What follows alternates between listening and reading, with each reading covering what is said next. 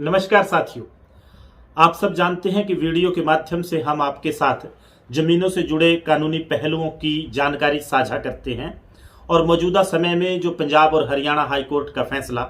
17 मार्च 2023 को आया, उसके विभिन्न प्रकार की जमीनों पर, डिफरेंट कैटेगरीज ऑफ लैंड पर क्या प्रभाव पड़ेंगे वो चर्चा कर रहे हैं। आज की इस वीडियो में ढोलीदार और ढोलीदार के बराबर के जो बुटमीदार, मुकर्रीदार लोग हैं, उनके ऊपर इस फैसले का क्या प्रभाव पड़ेगा उसके बारे में चर्चा करेंगे। आज की वीडियो शुरू करें उससे पहले आपसे एक आग्रह रहता है कि अगर आपको वीडियो, मुद्दा और जानकारी पसंद आए तो आप चैनल को सब्सक्राइब करें, क्योंकि हमने ये नोटिस किया है कुछ एक साथी वीडियो देखते हैं लेकिन उन्होंने चैनल सब्सक्राइब नहीं किया। अगर आप वीडियो देखते हैं और आपको जो जानकारी साझा की जाती है वो पसंद आती है तो आप चैनल कृपया जरूर सब्सक्राइब करें, क्योंकि उसके दोहरे फायदे हैं। एक, हौसला बढ़ता है आप साथियों के साथ जुड़कर, और दूसरा, जब हम कोई नई वीडियो डालते हैं, कोई नई जानकारी साझा करते हैं तो उसका नोटिफिकेशन सीधा, अगर आपने सब्सक्राइब किया है चैनल को, आप तक पहुंच जाता है और वो आपको सर्च करने की जरूरत नहीं पड़ती। उसका वो भी फायदा एक रहता है। साथियों, आज की इस वीडियो में चर्चा करेंगे कि जो पंजाब और हरियाणा हाई कोर्ट का बेंच ऑफ पेटिशन अलग अलग याचिकाओं में फैसला 17 मार्च 2023 को आया, उसका इम्पैक्ट क्या पड़ेगा, उसका प्रभाव क्या पड़ेगा ढोलीदार और जो ढोलीदार के बराबर की श्रेणी के काश्तकार हैं। आप सब जानते हैं, इस फैसले के बारे में हमने पिछले वीडियो में विस्तार से चर्चा कर रखी है कि इस फैसले के माध्यम से जो हरियाणा सरकार ने 2 लेटर जारी किए थे, उन दोनों लेटर को पंजाब और हरियाणा हाई कोर्ट ने सेट असाइड कर दिया और कुछ पैरामीटर तय कर दिए, कुछ दिशा निर्देश सरकार को दिए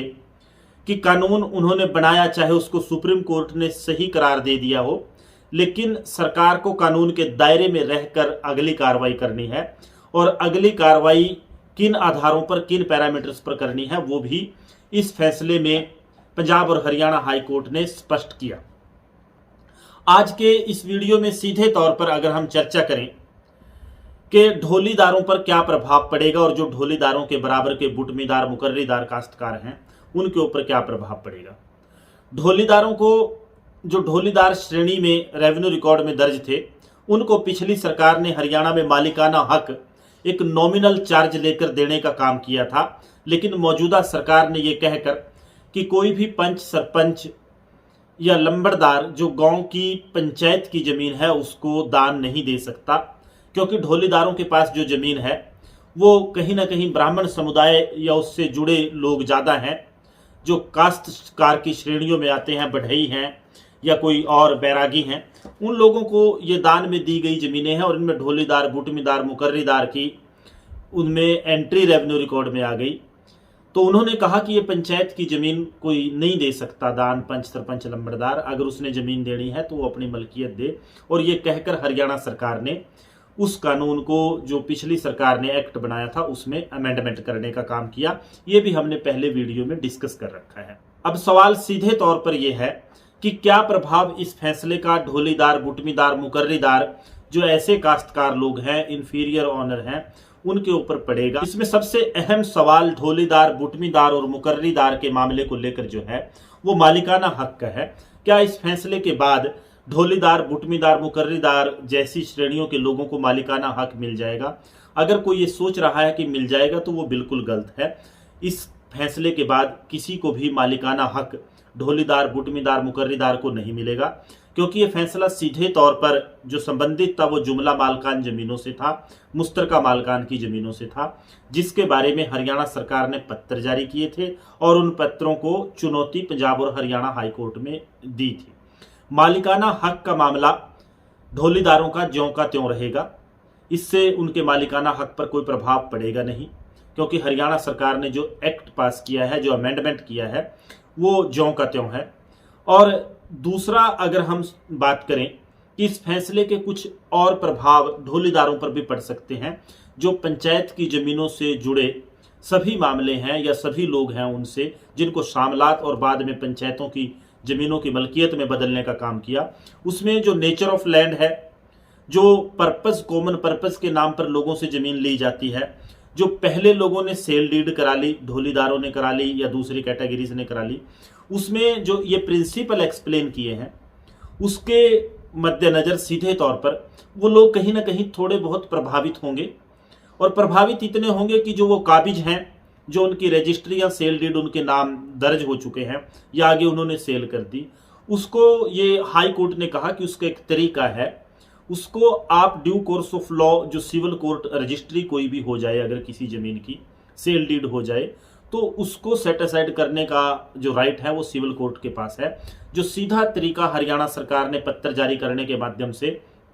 मलकियत बदलने का अपनाया था वो गलत है। वो वहां तक फायदा ढोलीदार, बुटमीदार, मुकर्रीदार लोगों को भी होगा, और जब ये सिविल कोर्ट में मामला जाएगा तो लंबा समय इसमें निश्चित तौर पर लगेगा, और ये सरकार 24 तक है, आगे बनेगी या नहीं वो लोगों ने फैसला करना है, लेकिन 24 तक वो ढोलीदारों की जो जमीनें हैं वो वापिस या दूसरी जमीनें हैं इस फैसले के बाद सरकार ले नहीं पाएगी, क्योंकि प्रक्रिया सिविल कोर्ट या कानूनी दायरे से सीधे तौर पर सेक्शन 13 में मलकियत के दावे